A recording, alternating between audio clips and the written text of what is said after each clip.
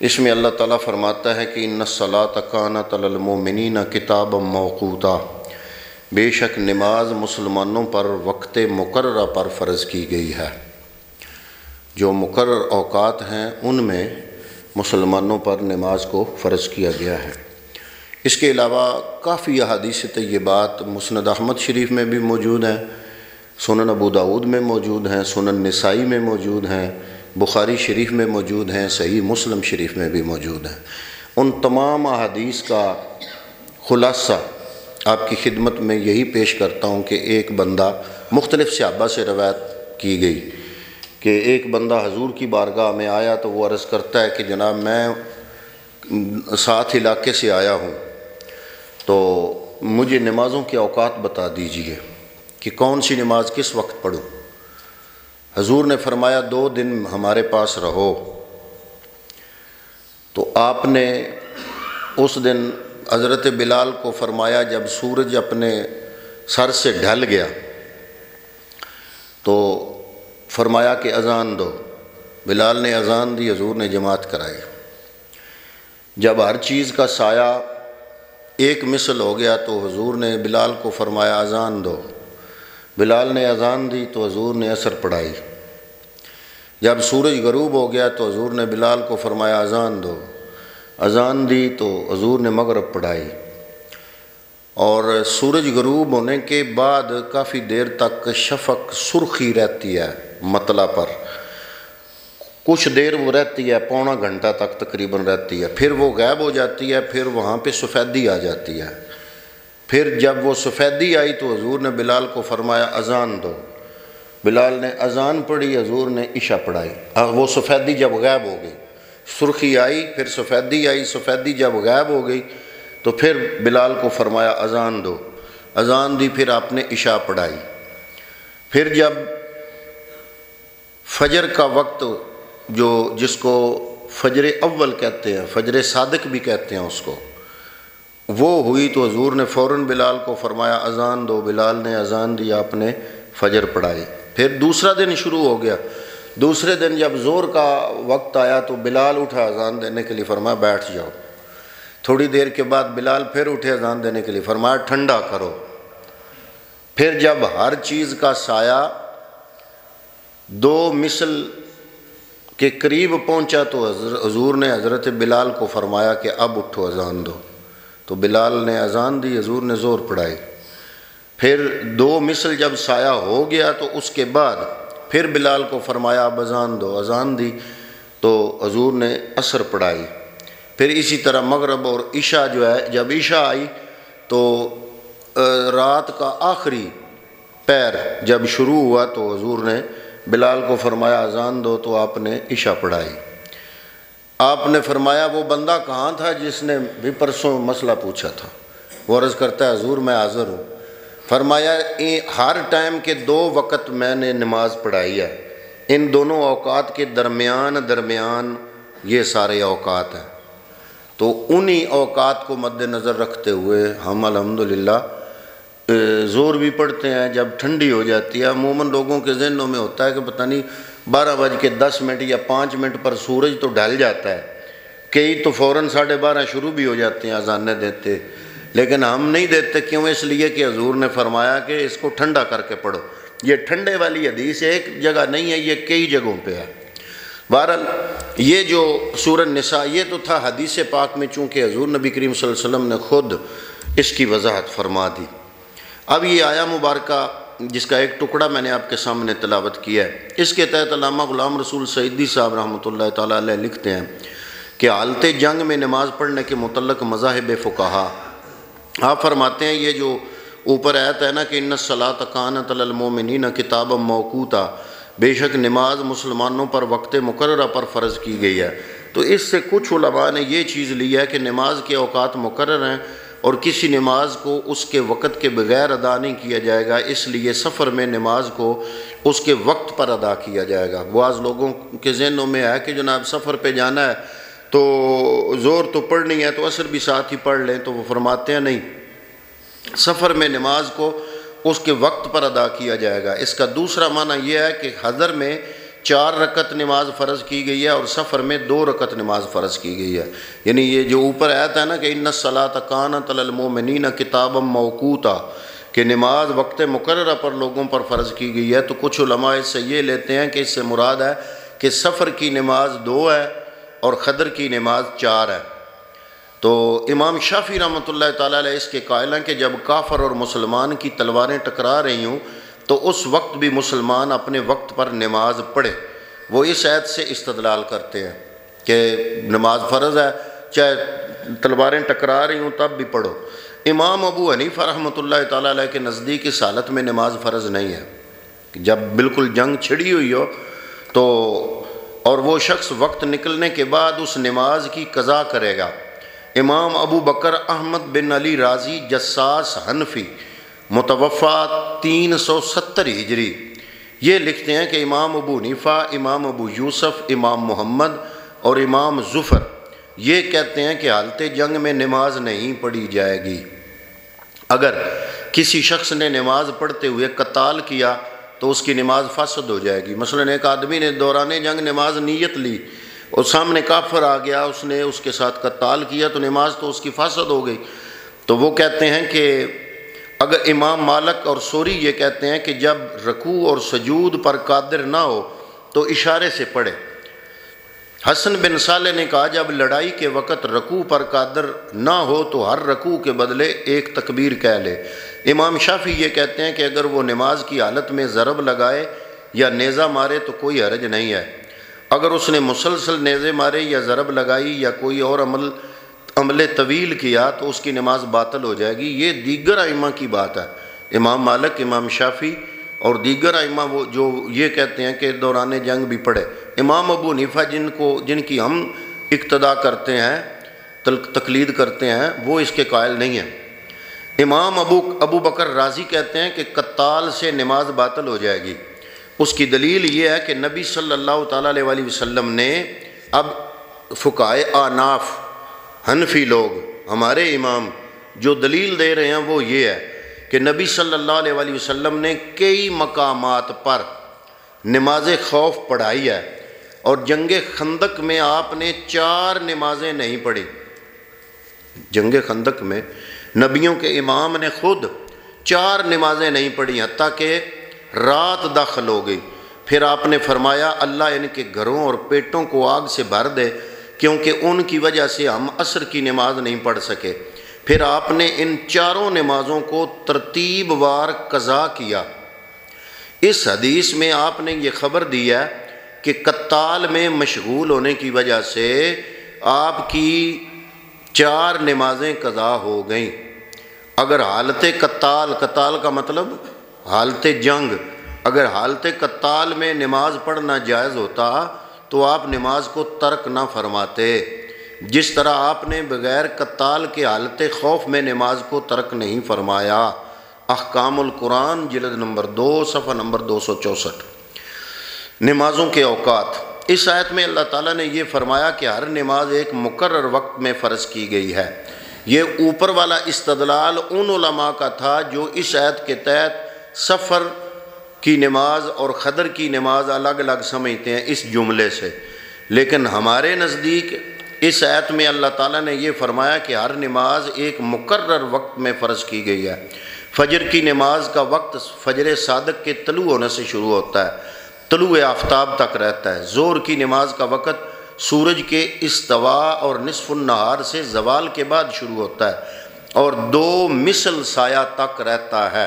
ہر چیز کا سایہ ایسے اگر کھڑا کریں آپ سورج میں تو اس کا سایہ جب 2 مثل، ایک مثل اتنا پھر ایک مثل اتنا، اگر اس کو یہاں پر کھڑا کریں اور اس کا سایہ یہاں تک آ جائے تو یہ ظہر کی نماز کی انتہا ہے، آخری وقت ہے، اور یہاں سے جو ہے وہ عصر کا وقت 2 مثل سائے کے بعد شروع ہوتا ہے اور غروب آفتاب تک رہتا ہے، اور مغرب کا وقت غروب آفتاب سے شروع ہوتا ہے اور سرخی کے بعد جو سفیدی ظاہر ہوتی ہے اس کے مکمل چھپنے تک رہتا ہے، اور عشاء کا وقت اس سفیدی کے چھپنے کے بعد شروع ہوتا ہے اور فجر صادق کے طلوع ہونے تک رہتا ہے۔ موطا امام مالک حدیث کا نمبر 3، 6 اور 9۔ ایک نماز میں دوسری نماز ادا کرنے کا عدم جواز۔ اب کچھ لوگ جو سفر پہ جانا ہے جی تو زور پڑھ کے ہم نے نکلنا ہے تو عصر بھی ساتھ ہی پڑھ لو جی، کئی لوگ کہتے ہیں۔ تو چونکہ یہ اوقات نمازوں کے لیے شرط ہیں، اس لیے ہر نماز اپنے وقت میں ہوگی۔ جو وقت ہے وہ نماز ادا کرنے کے لیے شرط ہے، جو وقت ہے وہ نماز ادا کرنے کے لیے شرط ہے۔ شرط پائی جائے گی تو مشروط بھی پایا جائے گا، شرط نہیں پائی جائے گی تو مشروط بھی نہیں پایا۔ وقت ہوگا تو نماز فرض ہوگی، وقت نہیں ہوگا تو نماز فرض نہیں۔ تو چونکہ یہ اوقات نمازوں کے لیے شرط ہیں، اس لیے ہر نماز اپنے وقت میں ہوگی اور دوسری نماز کے وقت میں یا اپنا وقت آنے سے پہلے ادا نہیں ہوگی۔ ائمہ ثلاثہ یہ کہتے ہیں کہ سفر میں دو نمازوں کو جمع کر کے پڑھا جا سکتا ہے، مثلا عصر کو ظہر کے وقت میں پڑھ لیا جائے یا عشاء کو مغرب کے وقت میں پڑھ لیا جائے، لیکن ہمارے نزدیک یہ جائز نہیں ہے، کیونکہ دو نمازوں کو ایک وقت میں پڑھنا اس آیت کے خلاف ہے۔ دو نمازوں کو ایک وقت میں پڑھنا اس آیت کے خلاف ہے۔ بعض احادیث صحیحہ میں حضرت عمر رضی اللہ تعالیٰ عنہ اور حضرت عبداللہ ابن عباس رضی اللہ تعالیٰ عنہ سے روایت ہے کہ جب نبی کریم صلی اللہ علیہ وسلم کو سفر میں جلدی ہوتی تو آپ ظہر اور عصر یا مغرب اور عشاء جمع کر کے پڑھ لیتے۔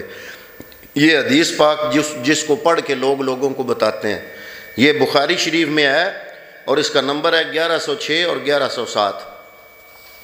یہ جس حدیث کو پڑھ کے بندے لوگوں کو کہتے ہیں کہ دیکھو جی یہ حدیث ہے کہ حضور ظہر اور عصر اکٹھی پڑھ لیتے تھے اور مغرب اور عشاء اکٹھی پڑھ لیتے تھے، ہمارے نزدیک یہ جمع صوری پر محمول ہے، یہ جمع حقیقی نہیں ہے۔ مطلب کیا ہے؟ یعنی آپ ظہر کو اس کے آخری وقت میں اور عصر کو اس کے ابتدائی وقت میں پڑھ لیتے تھے، یہ صورتاً تو جمع تھی، حقیقتاً جمع نہیں تھی۔ یہ جمع صوری ہے کہ آپ آخر وقت میں پڑھتے تھے ظہر اور ساتھ ہی عصر کا وقت شروع ہو جاتا تھا، ساتھ ہی آپ عصر پڑھتے تھے، ظہر کے ٹائم پہ، عصر کے ٹائم پہ، تو حقیقتاً یہ جمع نہیں تھی، صوری جمع تھی، صورتاً لگتا تھا کہ یہ جمع ہے۔ یا مغرب کو اس کے آخری وقت اور عشاء کو اس کے ابتدائی وقت میں پڑھ لیتے تھے۔ ہم نے ان حدیثوں کو حقیقتاً جمع پر اس لیے محمول کیا تاکہ اخبار احاد سے قرآن مجید کے مفہوم کا نسخ لازم نہ آئے۔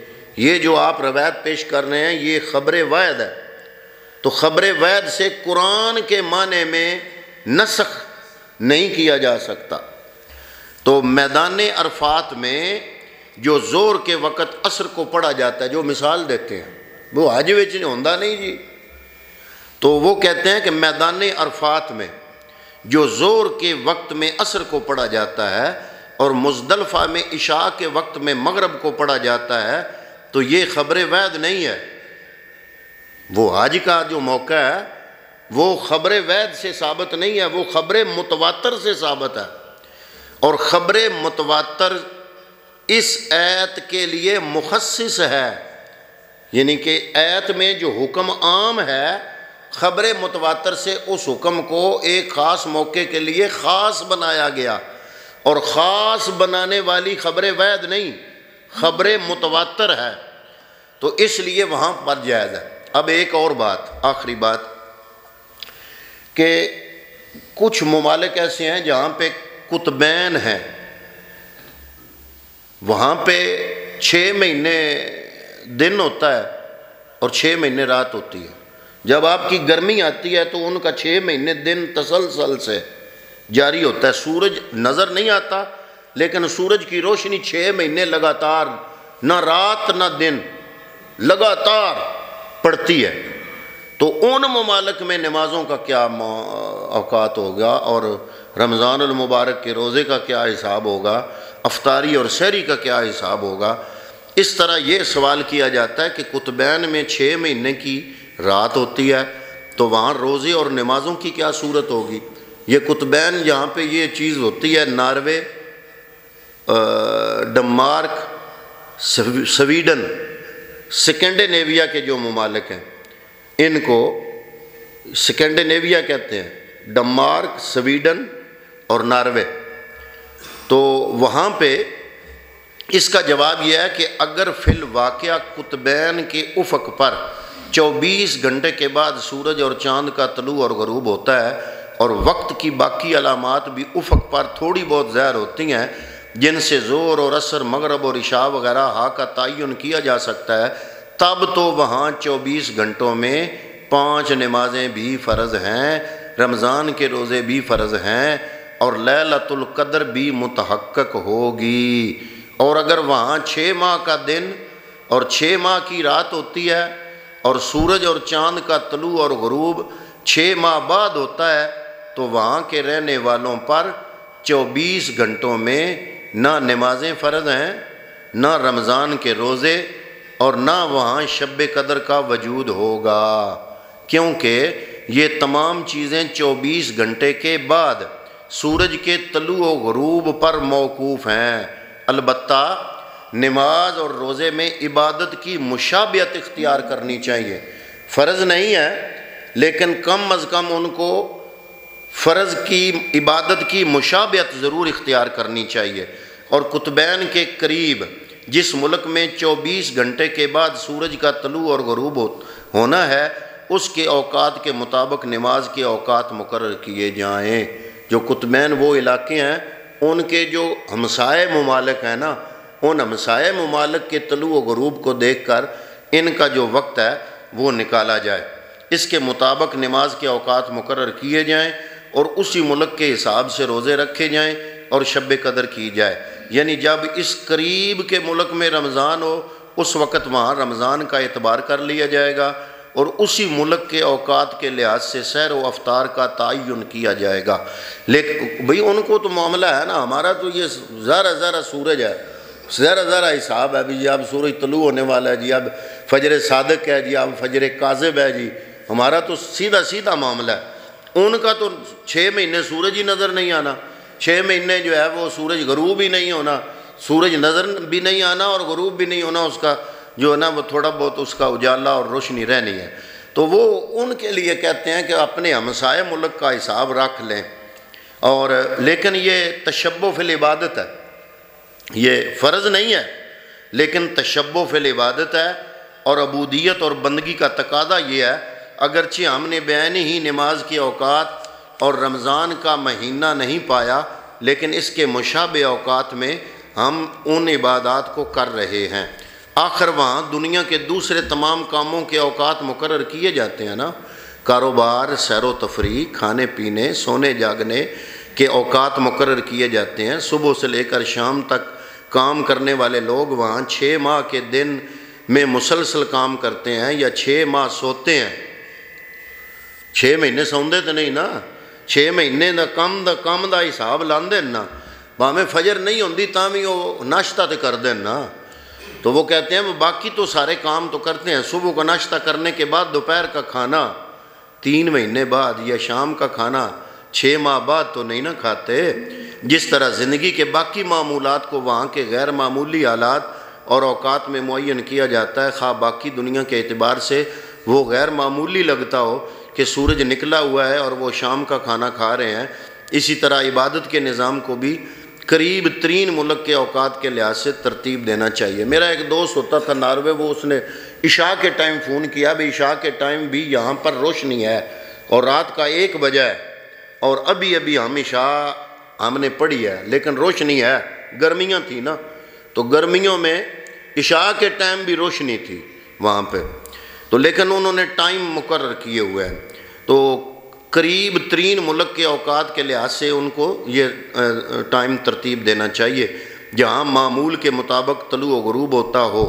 ہر چند کے یہ معمول کے مطابق عبادات نہیں ہیں لیکن وہاں کے حالات کے اعتبار سے یہی ترتیب معمول ہوگی، اس لیے وہاں 24 گھنٹے میں 5 نمازیں اور سال کے بعد روزے فرض عین تو نہیں لیکن فرض کے مشابہ ضرور ہیں، اور وہاں کے رہنے والے مسلمانوں کو یہ عبادات کسی حال میں ترک نہیں کرنی چاہیے، اور جب وہ اپنے قریب ترین ملک کے حساب سے اس لحاظ سے شب قدر مقرر کر کے اس میں عبادت کریں گے تو انشاءاللہ اس کا ان کو ثواب بھی ضرور ملے گا۔